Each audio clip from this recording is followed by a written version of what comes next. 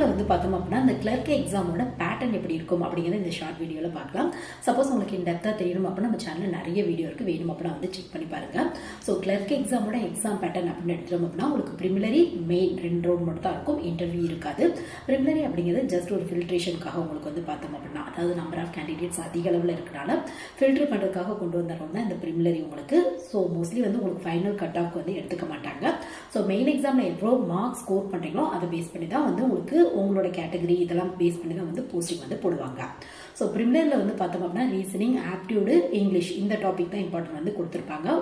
உங்களுக்கு வந்து ஒரு 1 hour எக்ஸாம் ஆன்லைன் பேஸில் வந்து நடக்கும். ஸோ இதில் வந்து செக்ஷனல் டைமிங் இருக்கும் ஒரு சில எக்ஸாமில், ஒரு சில கன்ஃபார்மாக செக்ஷனல் கட் ஆஃப் இருக்கும். So sectional timing, sectional cut off என்ன அப்படிங்கிறத பற்றி நம்ம சேனலில் தனி வீடியோ இருக்குது, வேணும் அப்படின்னா வந்து நீங்கள் செக் பண்ணி பாருங்கள். ஸோ நெக்ஸ்ட் வந்து பார்த்தோம் அப்படின்னா இதில் குறிப்பிட்ட மார்க், இப்போ ரீசனிங்கில் எவ்வளோ மார்க், ஆப்டியூடில் எவ்வளோ மார்க், இல்லை ஒரு சிலரில் ஓவரால் கட் ஆஃப் மட்டும் பார்த்து 100க்கு இவ்வளோ வச்சுருந்தீங்க அப்படின்னா நீங்கள் வந்து எலிஜிபிள் அப்படின்னு மெயில் வந்துடும் உங்களுக்கு. ஸோ நெக்ஸ்ட் வந்து நீங்கள் மெயின் எக்ஸாமுக்கு வந்து உங்களுக்கு எங்கே சென்டர் போட்டிருக்காங்களோ போய் வந்து நீங்கள் வந்து எக்ஸாம் எழுதிக்கலாம்.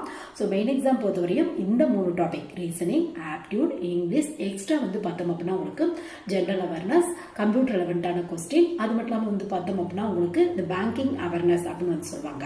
ஸோ இந்த டாப்பிக்ல தான் மேக்ஸிமம் கிளர்க் எக்ஸாமுக்கு கொஸ்டின் பண்ணுறதுக்கான வாய்ப்புகள் இருக்கு.